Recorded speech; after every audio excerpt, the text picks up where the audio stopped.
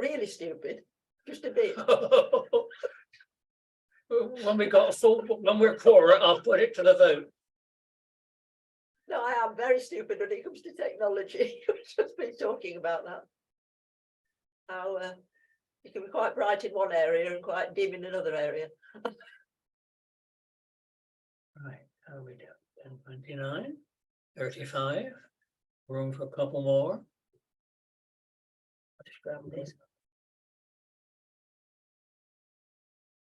You're talking about this poor old book. Yeah. I think the back or anything. That's for you to look at. Oh, right. From just wanted to share it because it's so nice. It's from Amanda.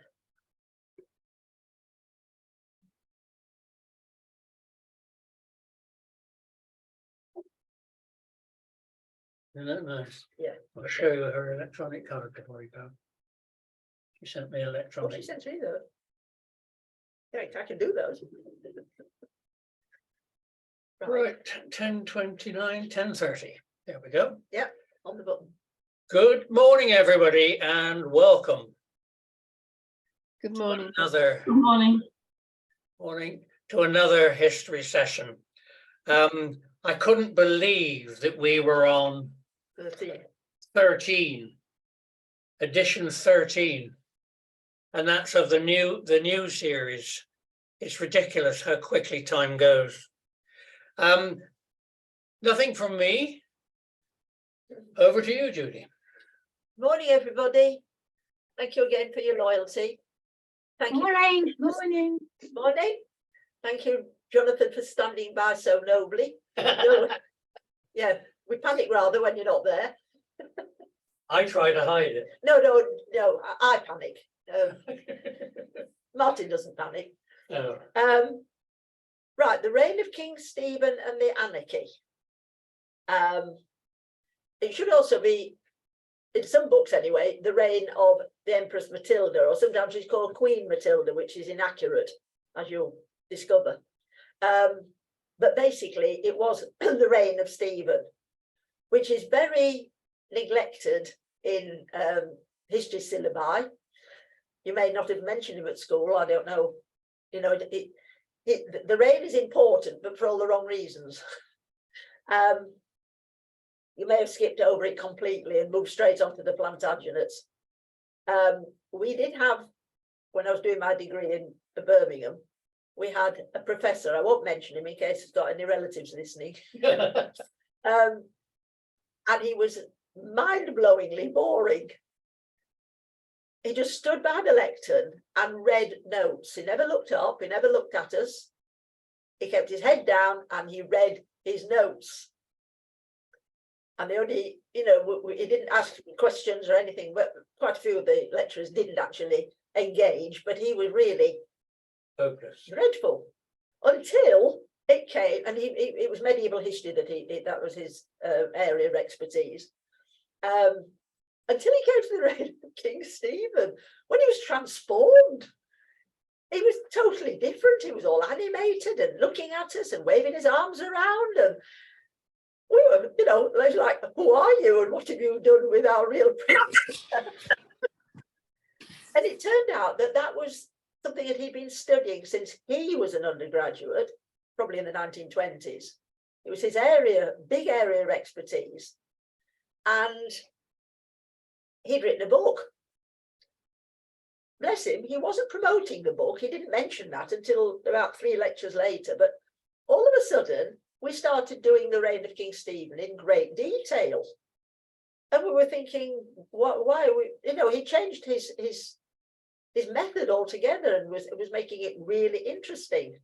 And then unfortunately, once he bumped King Stephen off, went back to reading his notes from the lectern, went back to being boring. And I found my notes the other day. You know, I'm a bit of a hoarder.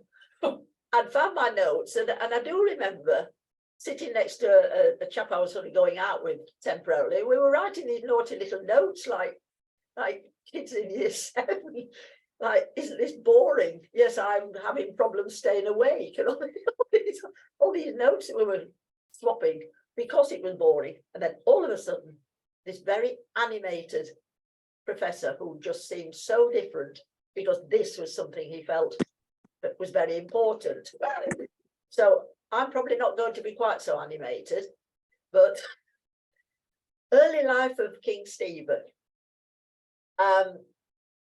He had a very fortunate childhood in many ways.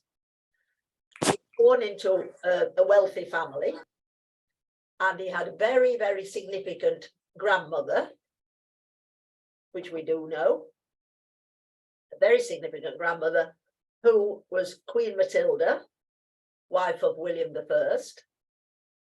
Unusually, we know quite a lot about her. I say unusually because she was a woman. We know that she was very pious. She was rich in her own right, therefore had money that she could choose how she spent her money. And she had political talent. She was a very intelligent woman. And she was a great influence on her grandson in his early years. She promoted his education. The father had a double name, interestingly, Stephen Henry, Stephen-Henry, Count of Blois and Chartres. Unfortunately, although he gained lots of brownie points because he went on crusade, and as we've already explained, that was a great thing to do from the point of view of one's reputation, to go on crusade. Unfortunately, while he was on crusade, when he was fighting in the Holy Land, he gained a reputation for cowardice, which was disastrous. And unfortunately, Stephen, the son, knew about it and felt ashamed, as any son would in those days, when the culture was very much that you had to be a good warrior, had to be a good fighting man. Now, whether the father deserved the reputation, we're not sure. But certainly the reputation of the father influenced the son in many ways. Stephen came from a large family. He wasn't the eldest. His older brother, we know now, had special, well, it's described now as having special needs. The old word was retarded, but that is not politically correct anymore. I'm supposed to say retarded. Another brother, Odo, died in his teens, and Stephen was brought up principally by his mother, so another female influence, unusual for those days. And he had a very rounded education, considering that normally men of his class were just brought up to be warriors. They were fighting men, very often illiterate. You know, the highest in the land could neither read nor write. That was accepted. You know, why bother to learn to read and write? There were plenty of people who could. There were clerks, there were monks, there were priests, there were people who were literate, and you availed yourself of them. You didn't need to learn to read and write. In fact, some people thought that was for weak people. It was seen as a disadvantage, actually, among men in those days to be able to read and write. But Stephen, exceptionally, was taught Latin, history. When we say history, apparently he was taught the history of his own area in France and ancient history. And he was taught biblical stories, again, it's quite unusual, and military skills, that goes without saying. So a very rounded education, and it does rather suggest that he was intended for the church, the fact that he learned Latin, which was the language of the church, of course. All church services were in Latin. So rather an unusual childhood, but a good childhood. Lots of support and strong female support of the right kind, emphasizing his education. Things got better, but even better. He became a protege of his uncle, Henry I of England, who favoured him because Stephen had an attractive character. We'll mention that in more detail in a minute, and an attractive character. And as a result, became a sort of favourite. I was given land and titles, and Stephen became very wealthy. Didn't really have to do anything to become wealthy. Was just privileged and favoured, and became an important character in England, became influential. He also had a prestigious marriage arranged for him. I mean, we all know that marriages in those days were, people didn't sort of fall in love or have any kind of courtship. Marriages were arranged by the family. Well, Stephen was very lucky. Another Matilda. His bride was Matilda, daughter and only heiress of Eustace, Count of Boulogne. So Stephen gains land again without having to do very much to earn the right to this land. His bride brought a huge inheritance with her because she hadn't got any brothers, or she'd had brothers and they died. So Stephen ended up with her inheritance and vast estates in the northwest and southeast of England. So he was a very important landowner. So powerful in terms of land, which was what counted in those days. And in 1120, the political situation changed and the dynastic situation changed with the tragedy of the White Ship, which was a turning point, which we've studied. The only legitimate heir drowned in the White Ship disaster. And that left very confusing because they seem to have got stuck with the name Matilda as though they couldn't think of any other names to sort of christen girl child arrived, let's call it Matilda, which is confusing.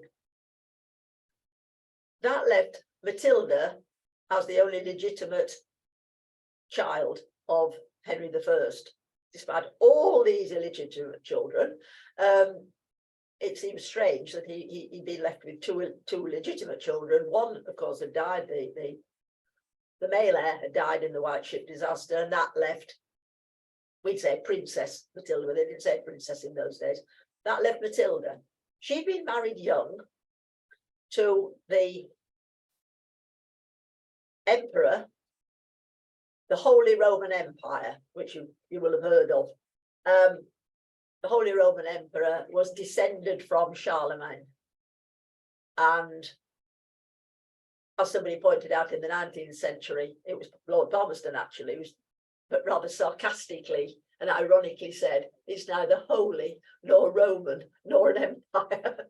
But the empire was what later became Germany, alone, many 365 different states, and Austria and quite a lot of other countries, smaller countries in Eastern Europe, formed the Holy Roman Empire. So an extremely prestigious title, and it did mean something in medieval times. It later meant nothing because the empire hardly existed. So she had the title Empress, that she'd married young to Henry, the Holy Roman Emperor. He died in 1125. And she then married a man that was much younger than she was, and it wasn't a very happy marriage, but the consequences were very important. Geoffrey Plantagenet, Count of Anjou, that later gave his name to the Angevin dynasty. So Martin's found a very helpful map to show where Anjou is in a lovely picture of northern Europe, northern France, showing Normandy and Anjou and Blois, and these areas that were adjacent to Normandy. So an empire being built in France. France wasn't France like we know it. It was, as you can see, separate entities, separate areas, like Germany, it was all divided up. Now, before his death, Henry I, realizing that there was likely to be contention over who should be the next heir, had tried to build up political support for his daughter Matilda. He wanted to make sure that things were stable and secure and predictable before he died. He did his very best to make it easy for his daughter to become Queen of England in her own right. And so he used the power of the church, which was extremely powerful in those days, to make people take oaths of allegiance, oaths, we call them different things, oaths, vows, pledges, promises, that sworn not just on a Bible, but in a cathedral or a church, very binding. The oath would be administered by an archbishop or a bishop, in front of many, many witnesses, and the vow, the pledge was made in God's name. I vow I will do such and such. A very, very serious thing. And he demanded, he was so nervous about this that he made the vow a sort of annual event. 1127, 1128, then missed 2 years, 1131. People had to repeat that. He was so nervous about what would happen. He did anticipate there was going to be trouble when he died. That's why the White Ship disaster is so important. That everybody was afraid. Everybody was afraid of what was going to happen. That there would be civil war, there would be insurrection, there would be lots of different candidates all claiming that they were the rightful King of England, because a woman was going to inherit the crown. And Stephen took the oath in 1127, the first round of oath taking. He took the oath. He promised to support his cousin Matilda. And this is the sort you can sort of remember, this is a sort of situation with William of Normandy and Harold of England, this business of oath taking. How important was it? Could you break the oath? Well, yes, you could, but the consequences people thought would be absolutely catastrophic. God would definitely punish you and strike you down because you've broken the oath. It was made in the presence of God. It was made to God. Therefore, God would immediately punish you. However, people were still nervous and worrying and thinking, what is going to happen when the king dies? There is going to be trouble. The king had married again, desperate for a male heir, even a baby. Even a baby boy would succeed rather than sister. So he married a teenager, and nothing happened. She didn't conceive at all. So after being so incredibly fertile and having 8 mistresses, most of whom conceived, and it ended up with 25. Well, the number varies, but definitely over 20 illegitimate children. The irony was now his new, young, fertile, well, one fertile wife didn't conceive at all. So he'd definitely done everything he could to guarantee, in commas, a peaceful succession. He'd done everything he could. He'd asked people to take oaths. They'd taken the oath more than once. He'd married again, tried to produce an heir. Nothing more he could do. So when he unexpectedly died of food poisoning, people were expecting difficult consequences. So what was Stephen like? Well, he was well known by this time, extremely rich, lovely manners, gregarious, likable. Everybody, if you can hear a funny noise, it's the window cleaner. In Martin's window. If you can hear a strange brushing sound, that's exactly what it is. Finish. Oh, gone. Haven't explained what's going on. It disappeared. So Stephen had a charming personality, which is probably why he had such a successful and happy childhood. He was sweet-natured, easygoing, lots of friends, very approachable, and unlike most noblemen of the time, he didn't seem to follow the feudal system and feel contempt for people in a sort of lower category than himself. He was very happy to sit eating and drinking with his men who were of lower status. You know, he didn't pull rank, in other words.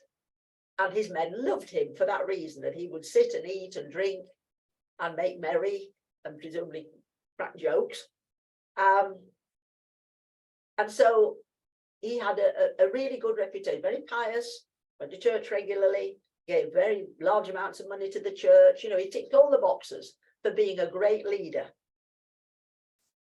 But we'll come back to that, because the attractive side of his nature was actually not good for a king. He hadn't got great strength of character. He was probably a people pleaser. We use that phrase today. Somebody that liked company and wanted to be liked, and was affable and friendly, but hadn't got a strong character, didn't like ordering people around, didn't really like authority and the position it put him in of criticizing other people. He didn't like doing that, and he didn't like ordering people around, which is something kings really ought to be able to do. He was a great patron of the Cistercian order, and that made him very popular with the clergy. So he got a good write-up from the chroniclers, all of whom were monks. As we've said, if you got on the wrong side of the church, then you expected to have the most horrendous write-up. They were the journalists of the day. And if the clergy got upset by something you'd said or done, then heaven help you, your reputation would be in shreds. As happened to King John, of course, and William Rufus. They got on the wrong side of the church, and as a result, very, very prejudiced accounts of their reign resulted. And so we don't quite know, all these centuries later, the real truth. Another advantage Stephen had, he was happily married. He worked in partnership with his wife. We've got some really important women around at this time. It's not true that women were all kept in a cupboard and they were just kept for breeding purposes. You know, that really isn't, it certainly isn't true of this period of history. There were some very important women, and it wasn't regarded as unusual. You know, there were people sort of writing about this with lots of exclamation marks. And of course, then a little bit later, we've got the great Eleanor of Aquitaine, the Winter Queen. Anyway, news began to spread of King Henry I's death, and the two rival claimants, the true heir to the throne was Matilda, Empress Matilda, although she wasn't married to the emperor anymore, but she still had that title, Empress Matilda. So Empress Matilda and her husband Geoffrey were in Anjou, and Stephen was in Boulogne. And of course, he was the nearest male heir. He had the advantage of being a man. So he wasn't a direct heir, but he was a cousin, and he was descended from William the Conqueror. So neither of them were in this country when Henry I died. So how did they behave? Well, Stephen left immediately for England, accompanied by his household, who were knights, armed men. And he established himself, he had estates on the outskirts of London, and he established himself there. The Londoners had an ancient right, an ancient privilege to elect the king. That doesn't mean they had the only choice, but it was believed that because London was so powerful and the sort of trading centre of the kingdom, very helpful to have the Londoners on side. So they were allowed to have a vote on who should be king. It didn't mean it would change the situation if they voted for somebody totally different from the one that had been chosen by the council, the wise men, descended from the wise men of Saxon times. But it was a sort of privilege they were very proud of. And the Londoners had been won over by Stephen, very stepping up to stepping up very quickly and giving new rights to the city and trading privileges. You could easily win the Londoners over in those days by saying they could have extra markets.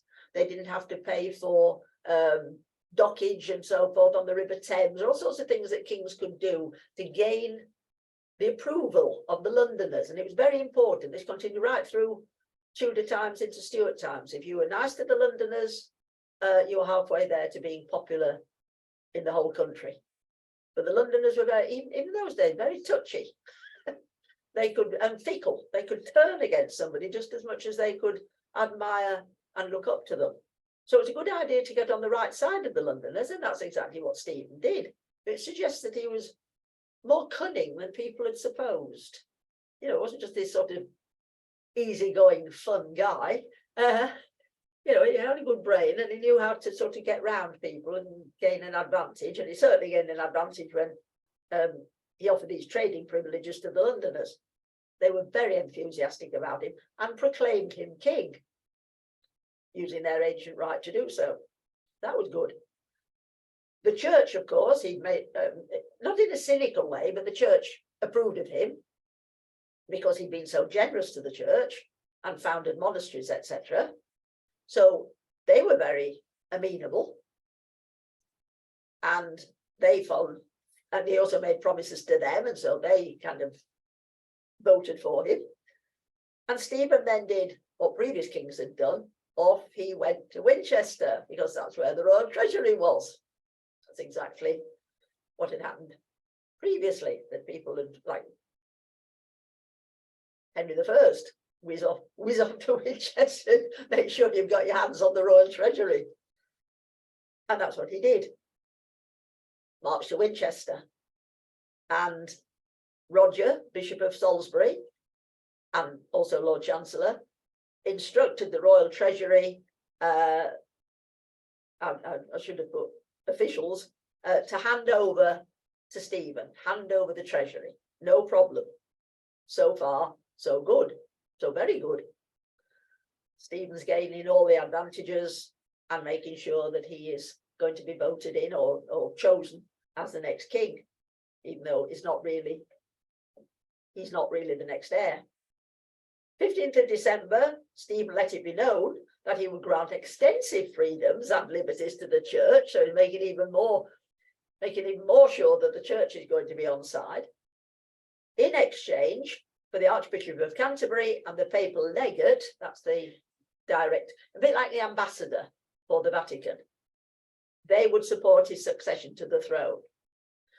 There was a slight problem, though. This is a bit like a game of chess.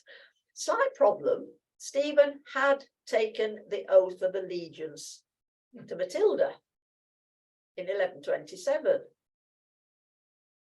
And if he was so pious and religious and altogether good guy, how was he going to get round this problem that he'd made an oath in God's presence to support Matilda's claim?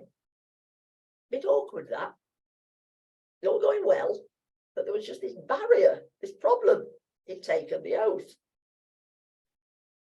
But then the lawyers got busy. There were lawyers in those days, and they were clever, like they are now. The lawyers got busy on this, and they used the argument that Henry I had no legal right to have insisted on this. That in other words, the oaths, the promises, the vows that had been taken had no validity. They weren't legal. That the king couldn't be planning for the future in his own lifetime. That this should have only happened after his death. He could leave a will, but he couldn't decide on the future of the country. That's what the lawyers argued anyway. And also, another argument brought into play, which is probably a more powerful argument, there was a need for stability and for the tranquility of the kingdom. And Stephen was providing that because he was a man. So a kind of sexist argument appears, which we were kind of probably quite familiar with today. It'd be better if a man was in charge, because otherwise there's going to be trouble, and we don't want trouble, do we? Everybody shake their heads. No, we don't want trouble. We don't want a civil war. Quite right. No, we don't know. That's a very good argument. We want stability and tranquility. Yeah, let's give our vote to Stephen. When I say vote, I don't mean it's like a general election. I just mean favour Stephen. So the final argument, which was a lie, if in doubt, sort of make up a convincing lie. We're sounding here a bit like President Trump. think of something convincing, or not convincing as the case might be, but the story was then put around that on his deathbed, when he was dying of food poisoning, King Henry had changed his mind and had nominated Stephen as his heir. Not terribly convincing, but on the other hand, people on their deathbeds sometimes do make dramatic decisions or change their minds about things. So this we call it today fake news, because it was fake. Henry I hadn't done any such thing. He was absolutely determined that his daughter should succeed. But it was it did the trick. You know, people who were wavering, not quite sure who they should be believing was the next rightful heir, were convinced by this. Many people were taken in by this story that on his deathbed, Henry I had changed his mind and decided that for the tranquility of the kingdom, it would be better to have a male monarch rather than a female monarch. So Stephen isn't as amiable and laid back as people thought. He'd done all the right things. And so he became king. He was actually crowned king just before Christmas in 1135. So his reign was characterized by chaos and the exact opposite of stability and tranquility. The exact opposite. During his reign, the big problem was the barons, the bigwigs, the landowners. They'd been called earls in Saxon times. They were now called barons. The barons were the top landowners, the aristocracy, the nobility. They owned, in many cases, vast amounts of land scattered in different areas. As the conqueror, I keep saying, the conqueror had very wisely given his followers, he kept his promise, he given them land and titles, as he said he would. They fought for him, that was the reward, kept his promise, but he deliberately scattered their land all over, so they were spending all their time checking up on their estates, travelling, and they hadn't got one large power base. But over time, these power bases had become consolidated through marriage and sometimes amicable exchange of land. I'd like land nearer my other land. Would you kind of do an exchange? Fair exchange is no robbery. And so large estates in one area had developed. And barons were sort of flexing their muscles and beginning to feel very powerful. Remembering that under the feudal system, they commanded a mini army. All the people that owned land sort of from a baron owed him 40 days military service, free military service. That was feudal system. All the knights who held land, who held estates from the baron, he was like their big landlord, they had to fight for him, if necessary, free for 40 days. After that, he would have to pay them or call in mercenaries. Massive amount of power. And gradually they were consolidating and getting land together. And the other thing, of course, was to marry a rich heiress. Just watch family trees, just watch what was happening in adjacent families who got land adjacent. Marriage, very important. On marriage, the woman lost the right to her land, unless they had a specific marriage contract that said that wasn't to happen. The land became the husband's. So this was happening all over Europe. All over Europe, there's sort of people negotiating marriages in order to get their hands on more territory. And marrying a rich heiress was one way of doing it, rich in terms of land. So we're entering the years of what we call the overmighty subject. And this wasn't sorted until Tudor times. Henry VII effectively dealt with that problem, very largely through taxation. So they weren't as rich as they had been. Their land was taxed. But the real change came under Lloyd George, who brought in a land tax. Great screams of rage from the aristocrats saying, how dare the government take money from us? You know, we are special people.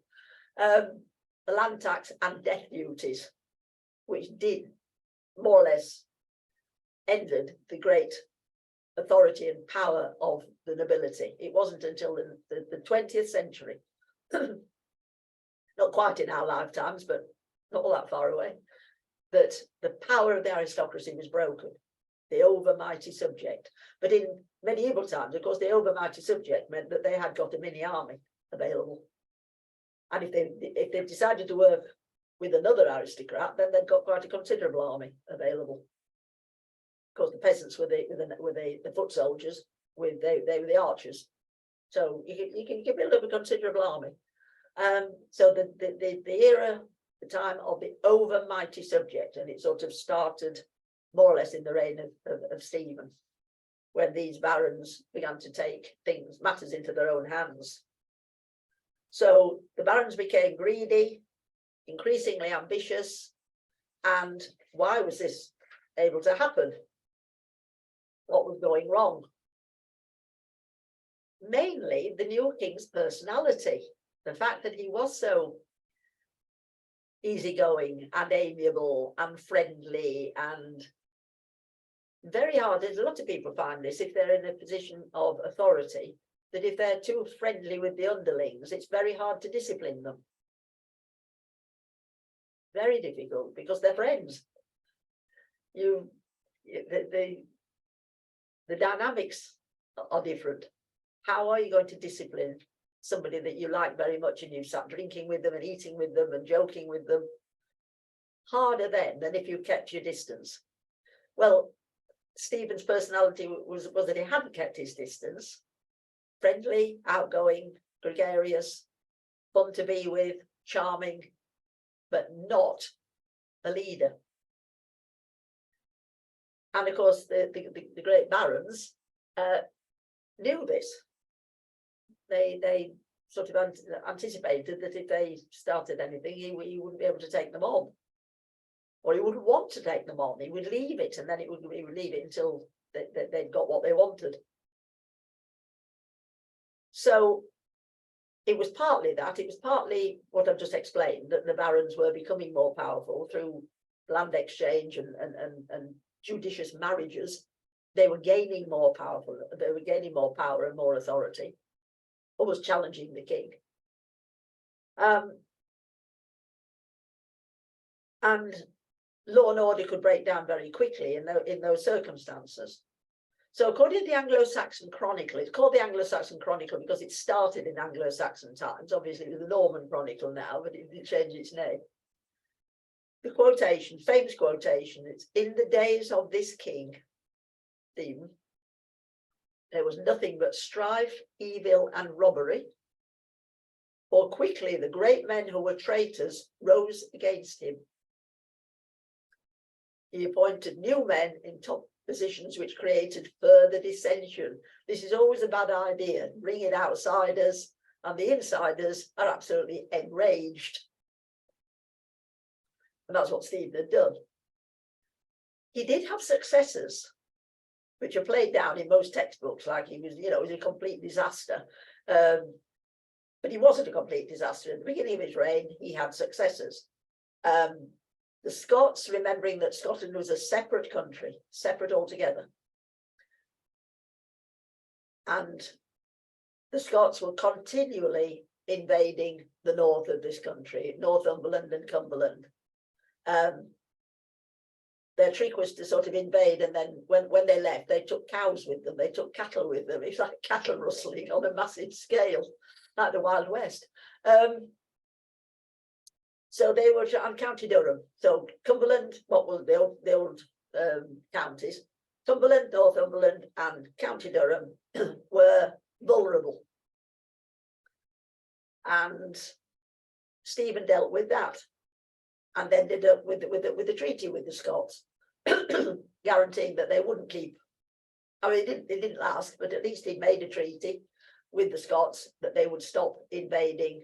They would be given again certain trading privileges. Similarly, the Welsh. The Welsh were constantly rebelling against English, the fact that the English had sort of tried to conquer Wales, not very successfully.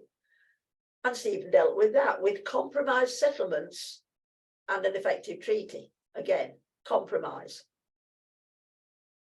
Not saying, you know, we've taken everything away from you, we want to submit to us, we're going to come and occupy you.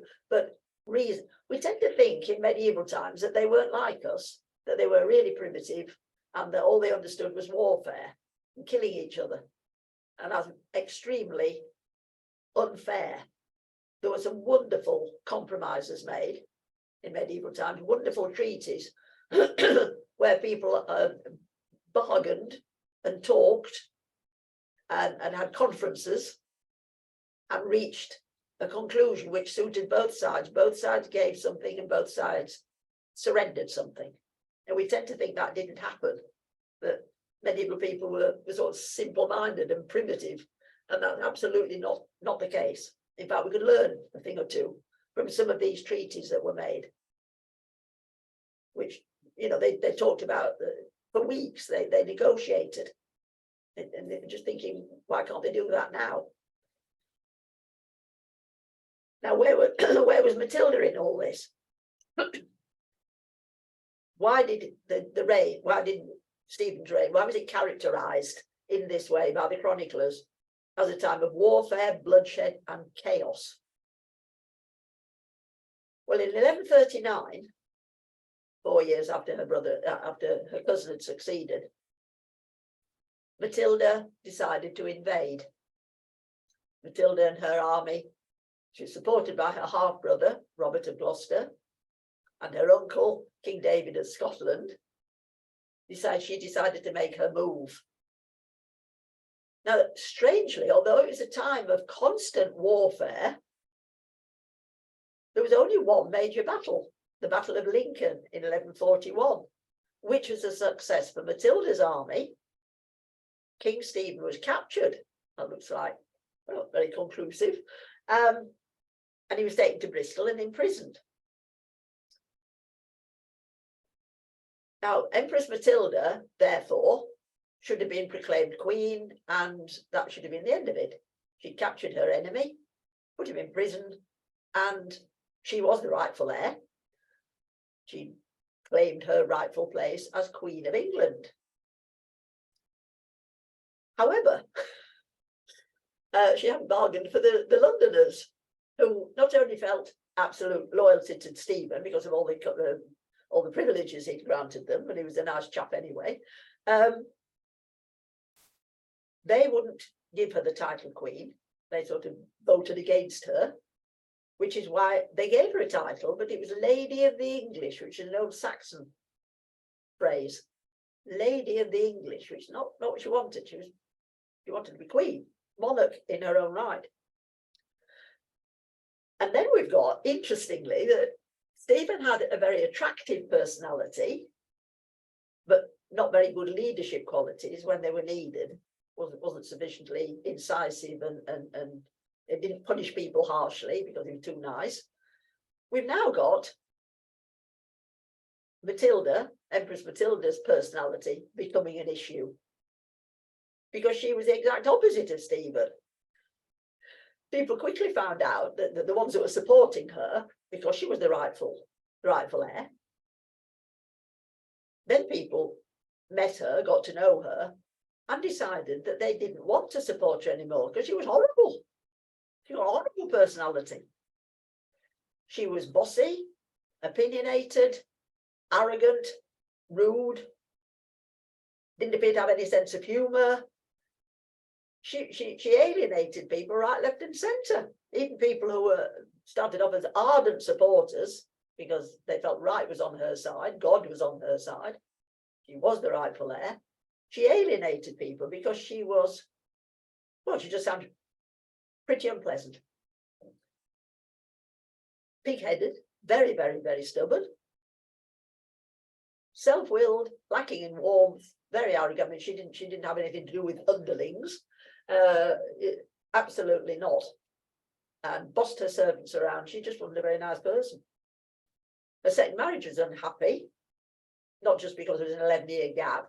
Her husband was 11 years younger than she was. She did manage to bear him 3 sons, but they were totally different. She was bad-mannered and say arrogant and pig-headed and proud, and he was very quiet and bookish and academic, and they were like chalk and cheese, but they did have sons. And there is an appendix that Martin's found more about Matilda. The following September, Stephen was freed and the Civil War continued. I haven't said it was a civil war, but that's exactly what had happened now. The two sides, the two armies, constantly at war, but there was only this one major battle. So it was just this awful situation, which our ancestors would have been involved in, that there were sort of skirmishes going on and confrontations, not major bloodshed, because it was all very disorganized and scrappy. That's why there's only one major battle. It turned out that it was better to try and besiege a castle and capture a castle rather than have a confrontation, which we would call a battle. Neither side felt that they were sufficiently well armed or disciplined to have major battles, which did require a great deal of organisation and providing food, for example.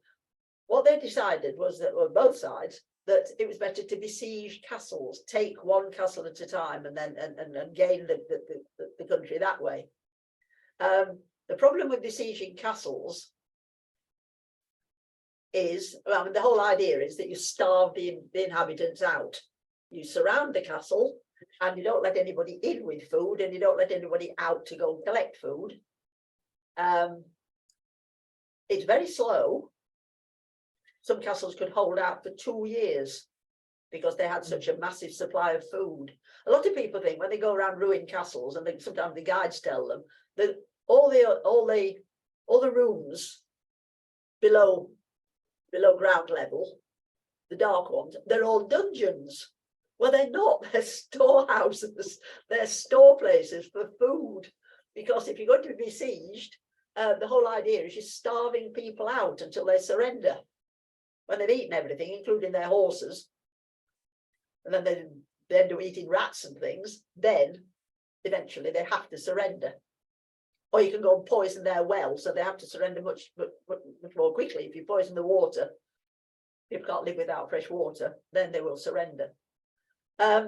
So castles, people who designed castles knew this, so they designed a whole area underground, like cellars, that would be filled with dried food, ready for a siege situation. Kenilworth held out for 18 months. It's amazing how long they could hold out. The other problem, which was for the besiegers, was that disease would break out.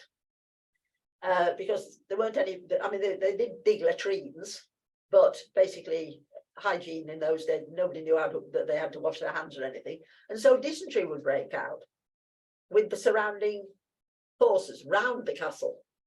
And very often they had to lift the siege, they had to disappear because they were ill. They were dying in large numbers. And of course they had the problem getting food as well. You know, they stole from the surrounding area, and then they had to go further and further afield to get food for the besieging army. But that's what characterized this period of civil war, was besieging castles. And another characteristic, which I don't think I mentioned, was the building of, they were illegitimate castles. They were castles that hadn't got a license. You're supposed to get a license from the king to build a castle, or the king directly asked you to build a castle to hold down a troublesome area. But you weren't supposed to, however noble you were and however rich you weren't supposed to just decide one day that you're going to build a castle. But that's exactly what was happening, because nobody seemed to be in charge. Stephen was losing authority, and obviously when he'd been captured, he hadn't got any authority at all. Matilda hadn't been accepted, so she hadn't got authority. So the barons took advantage of this, to them, wonderful situation. They were freed up to do what they liked. And what they liked was building castles. So they were called adulterine castles. When I was little, I thought that meant that's where people went to commit adultery. But it means unofficial, non-licensed castles, springing up all over. And of course, garrisoned, the soldiers in them, and the barons were having a field day, doing what they'd wanted for a long time but haven't been able to. It's like getting planning permission today. So they were building castles without planning permission, adulterine castles springing up.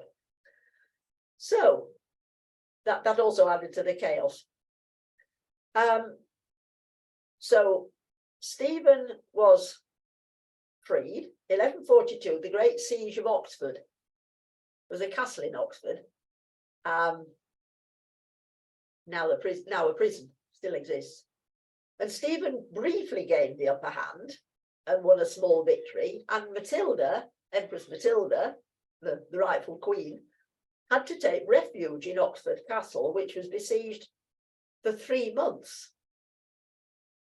And they were waiting to make her a prisoner of war. How humiliating would that have been? Rightful Queen of England being taken as a prisoner. But famously, you might just have done this story at school, or you might have had it in a children's history book. The famous escape from Oxford Castle, which for a little while made Matilda a bit of a heroine. And she certainly needed all the help she could get, because she was still alienating people right, left and centre by her peremptory, authoritative manner.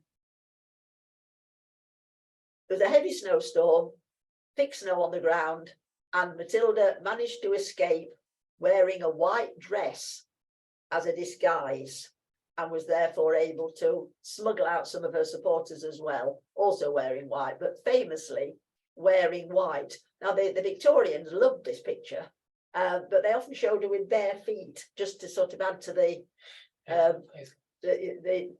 drama of it. You know, here's the Queen of England escaping in freezing conditions in a white dress and with bare feet, sort of dressed as if she, you know, like a nightie with a hood, so that she blended in with the snow. So the famous escape from Oxford Castle became a sort of almost like a legend, although apparently it did happen. It wasn't historically correct. So this period was known as the Anarchy. Then and later it became known as the Anarchy, when God and his angels slept. One translation is God and his saints slept, but that was a very dramatic way of describing how law and order in this country had collapsed so quickly, because King Stephen didn't have the authority, didn't have the personality, he had the authority, sorry, he didn't have the personality to control the situation. And Matilda's personality was such that people, although she was the rightful heir, weren't obeying her because she just had the wrong way of asking people. Finally, again, a peace treaty was concluded at Wallingford. And again, just to remind you, people were capable of negotiating a skillful and balanced treaty, the Treaty of Wallingford. Matilda, meantime, had retreated. She'd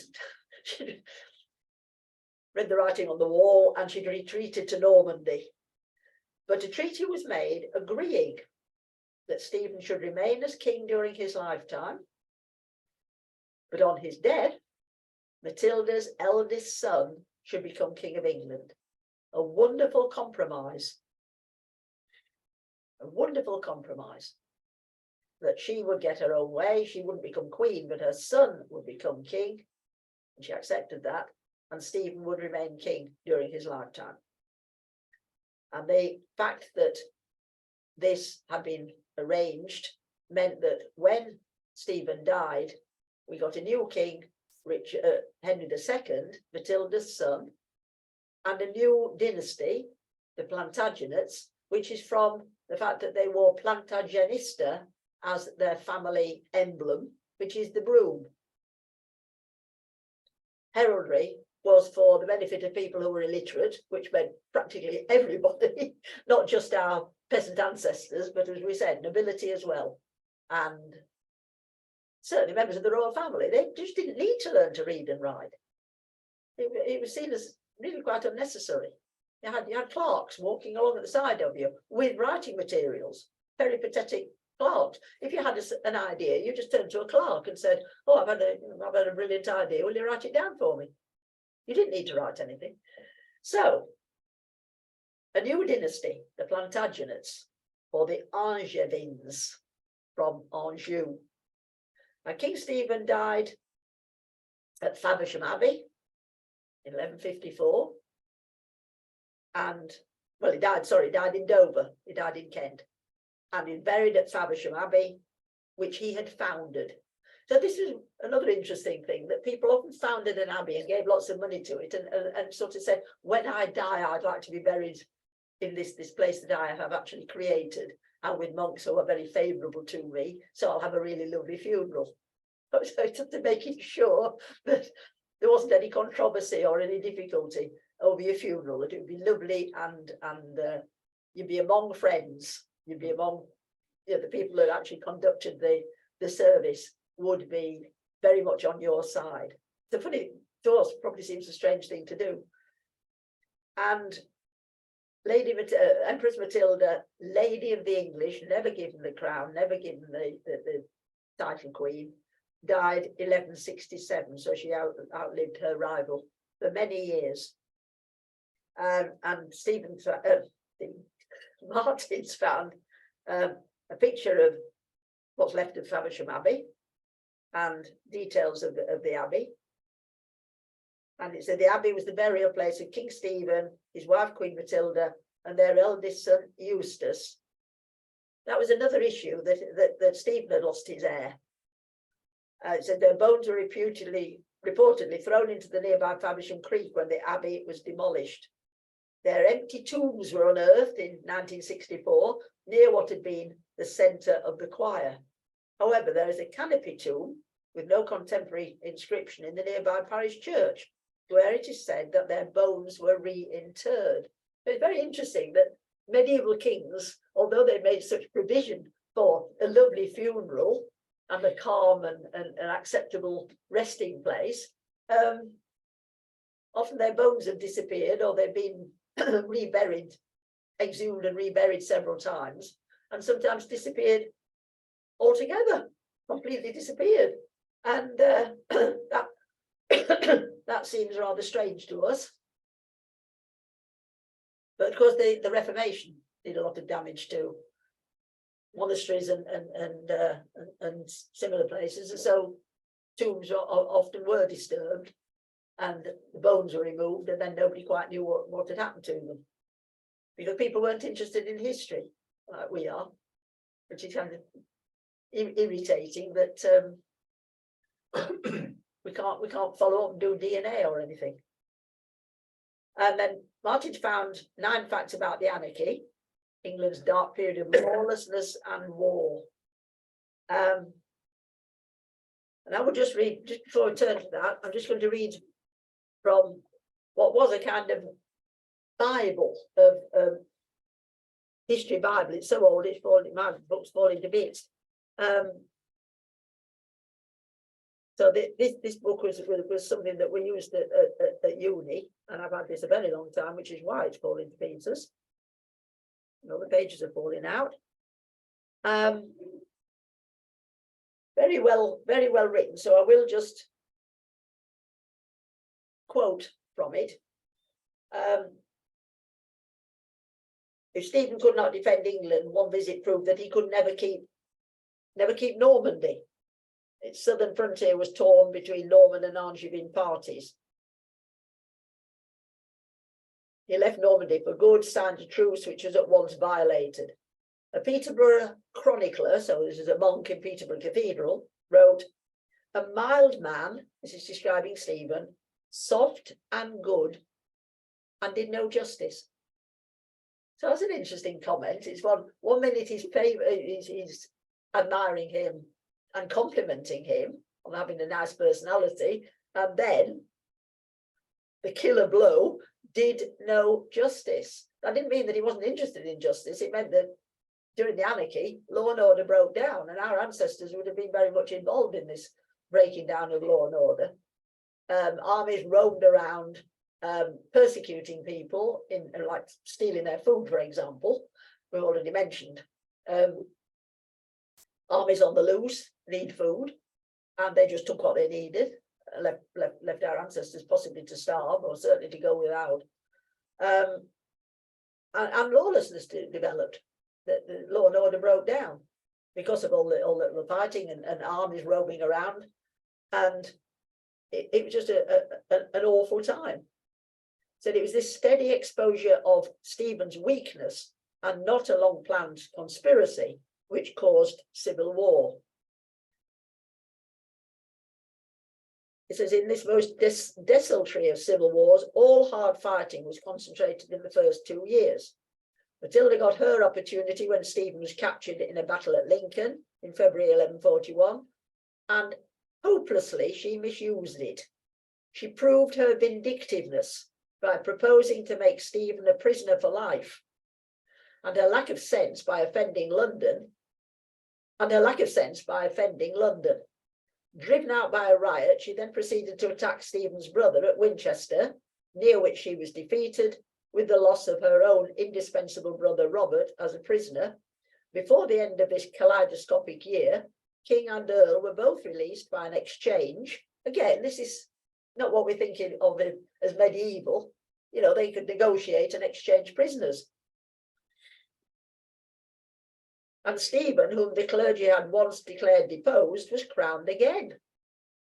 For another year, Matilda was beleaguered at Oxford at Christmas 1142, just before the castle fell. Dressed in white robes, she dropped by a rope onto the snow, and by her escape prolonged the anarchy. London, the South East and East Midlands generally obeyed Stephen. Here his revenue system still functioned, and the courts could sit to do justice.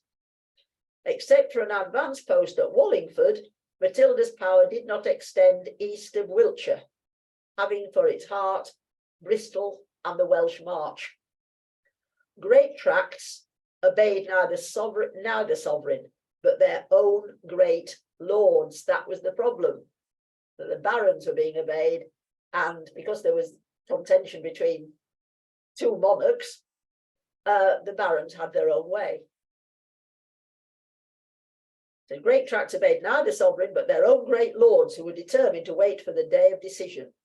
The worst horrors came outside such areas, on the frontiers where factions were equally divided, where soldiers of fortune fought for plunder. Mushroom castles sprang up, filled, the monks wrote, with devils and evil men. That's a quote. Where, again with a quote, with unspeakable torture, they put men and women to ransom by the slow fire, the knotted cord, or crushing irons. So as law and order broke down, as the barons became more powerful and greedy, and they got these castles that they'd put up rather quickly, these became dreadful places where they took people randomly and tortured them in order to get money or possessions, take their land, whatever. An awful time, because torture was illegal. Weren't allowed to torture people. It was unchristian to torture people. Well, although these people still followed church rules and went to church and went to mass, etc., they seem to have forgotten all their Christian principles. No man's cattle was safe. The mere sight of horsemen sent peasants flying to the forests. Those were our ancestors, flying to the forests in terror. I think that's a very powerful image, flying to the forests. Harvests rotted because their reapers had taken sanctuary or were dead of famine. The ruin wrought was so great that taxation was still being remitted under Henry II. And then the famous quote, men said openly that Christ slept and his saints.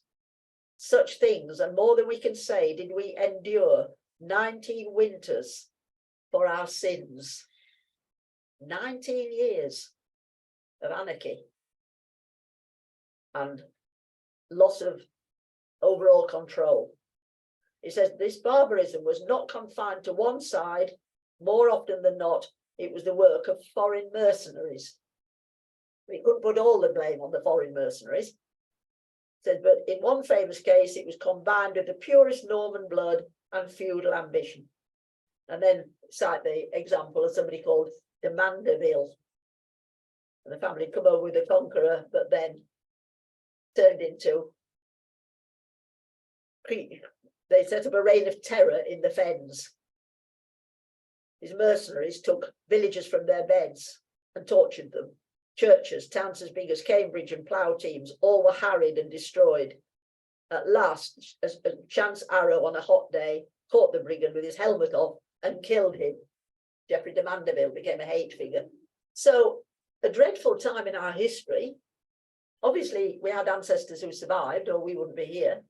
But it's interesting to speculate on what suffering they endured during this terrible time. Because the West Midlands, of course, wasn't part of Stephen's territory. It was up for grabs. So if you are a West Midlander, your ancestors would have been having an awful time. I'm from Yorkshire, so things weren't quite as bad in Yorkshire. So back to Martin having found these 9 facts about the anarchy, England's dark period of lawlessness and war. Interestingly, the war featured just one battle, point 3. King Stephen had a very sore stomach.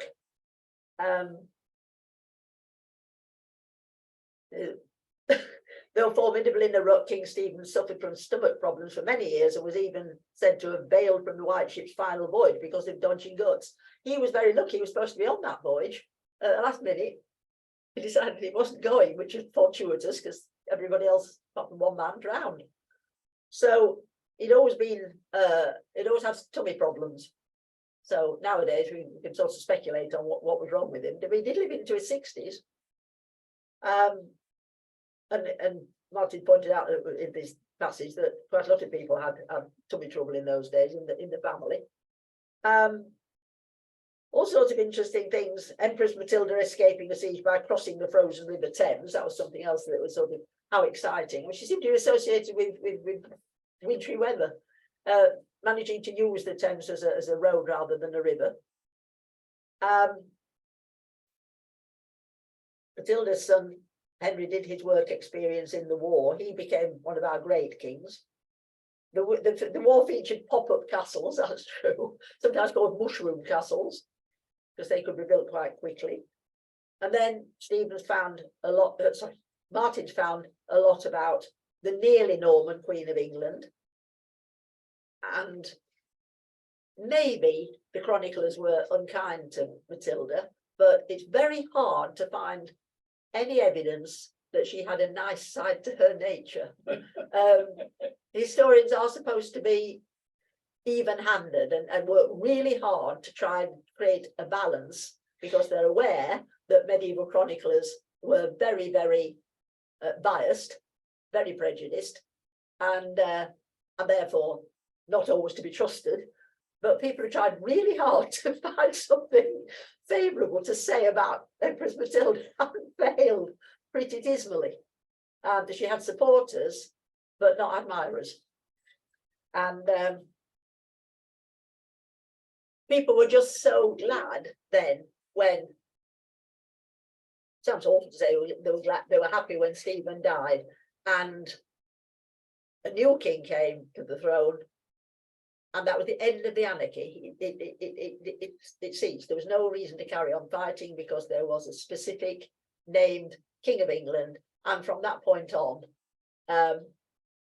things were pretty steady in terms of succession until the Wars of the Roses. So thank you very much indeed for listening. And big thanks to Martin, because he worked really hard to find all sorts of extras which I hope you've read Martin inwardly, whatever. The exam will be along shortly. Yeah, no exam. It's not lovely. They don't have any tests or exams or anything or grades. So thank you very much indeed for listening. I hope you stay well. And I hope you all have a lovely Easter. Thank you, Judy. The same to you. Yes. Thank you, Judy. Thank you, Martin. Thank you, Judy. Thank you. Everyone, Bye-bye. Bye. we shall Bye. Thank you. Happy Easter. Happy Easter. See you later, sir. See you. See you in a fortnight. All be well.